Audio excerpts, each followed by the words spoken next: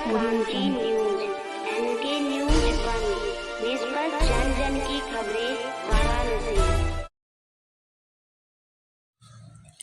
नमस्कार दोस्तों, मैं किरण शर्मा एनके न्यूज़ 1 से।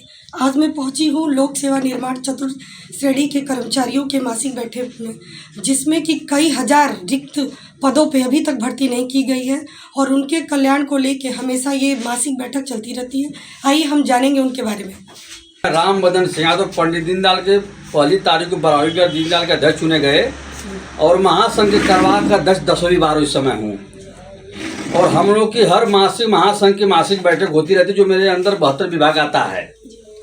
और जो है कि यहाँ पर समस्या है कि भर्ती क्यों नहीं हो रही है। सरकारी कर्मचारी जो है कि 50,000 रुपया पाते हैं और 6,000 में सफाई करा लेते हैं। तो सरकार की मानसिकता है कि न यूनियन रहेगा न धरना प्रदर्शन होगा, इनको समाप्त कर दिया जाए, आउटसोर्सिंग की करा करके हॉस्पिटल चलाया जाए, कोई विभाग चलाया जाए। सरकार की मानसिकता है। मैं आपसे बताना चाहता हूं, जिस दिन पुराने कर्मचारी पुराने नेता अगर अपने अग्रह हो जाएंगे, उस दिन सरकार को मानसिकता फेल कर देंगे। न किसी विभाग में मैं आपसे बताना चाहता हूं कि जिस तरह से मकान का पिलर होता है, उससे चतुर्थ कर्मचारी के मकान का पिलर होता है। बड़े अधिकारी मुख्यमंत्री व प्रधानमंत्री ताला खोलेगा तो चैम्बर में बैठेगा, झाड़ू लगाएगा, 4th क्लास लगाएगा, घंटी सुनेगा, 4th क्लास जाएगा। उस दिन उनकी मानसिकता फेल हो जाएगी। मैं आपसे बताना, चैनल के माध्यम से बताना चाहता हूं कि सरकार से बता देना मैं चाहता हूं कि अगर आपकी मानसिकता सही है तो 4th क्लास की नियुक्तियां करें, 4th क्लास को मिलाकर चलें। जिस दिन 4th क्लास अगर पिलर ढह जाएगा, मकान उस दिन गिर जाएगा।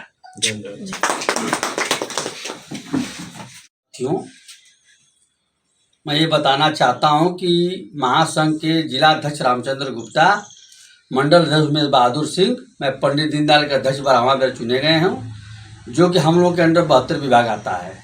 किसी कर्मचारियों की अगर कोई आवश्यकता होगी, अगर अपने जिला अध्यक्ष को अवगत न करा के अगर समस्या नहीं हल होता है, तो महासंघ के जिला अध्यक्ष मंत्री को अवगत कराएगा। तो समस्या पर वार्ता करके अगर विभाग अधिकारी अगर नहीं सुनता है तो हम डीएम से वार्ता करेंगे। अगर डीएम नहीं सुनता तो कमिश्नर से वार्ता करेंगे। कमिश्नर नहीं सुनता तो ऊपर अधिकारियों से वार्ता करेंगे। ये कर्मचारियों का मामला निश्चित हल होगा। हमारे 72 विभाग के अध्यक्ष जो रामचंद्र गुप्ता जी बहुत कर्मठ अध्यक्ष हैं, अगर उनकी सुनवाई अगर नहीं हुई होती है तो हम लोग अल्टीमेटम देके 72 विभाग में ताला लगवाने का कार्य कर सकते हैं। और इसकी समस्या अगर नहीं हल होती है तो हम ऊपर अध्यक्ष मुख्यमंत्री से वार्ता करेंगे। मुख्यमंत्री अगर मेरी सुनवाई नहीं करता है तो प्रधानमंत्री से वार्ता करेंगे। लेकिन मेरी समस्याएं का हल कर्मचारियों के प्रति हम लड़ाई लड़ने के लिए तैयार हैं। चंद्र गुप्ता, जिला अध्यक्ष उत्तर प्रदेशी चतुर्थ श्रेणी राज्य कर्मचारी महासंघ। आज बैठक का क्या उद्देश्य है जो आपके? हमारी बैठक हर मासिक बैठक होती है जी। सभी विभाग के अध्यक्ष मंत्री को हम लोग आमंत्रित करते हैं। विभागीय जो समस्या है उनका चुनाव से लेकर के उनकी वो समस्या है, जो मेन मुद्दा है कि हमारी जो भर्तियां नहीं हो रही हैं चतुर्थ श्रेणी की, उसकी लड़ाई हम लोग लड़ने के लिए कमर कस लिए हैं।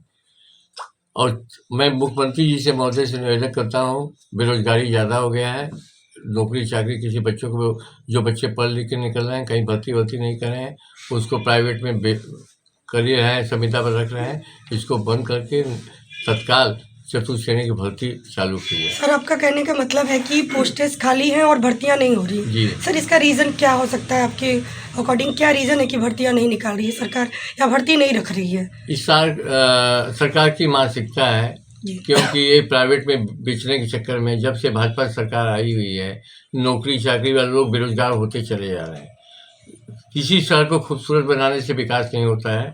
जब तक पेट में रोटी नहीं होगी, रोजी रोटी नहीं होगी, तब तक हम लोग लड़ते ही रहते हैं और शुरू से लड़ रहे हैं। हमारा सबसे मेन मुद्दा है हमारे चतुर्थ श्रेणी की शीघ्र ही भर्ती हो। क्या अब अपना परिचय दीजिएगा? मैं उमेश बहादुर सिंह। आज यहाँ पर बैठक है, इसका क्या उद्देश्य है?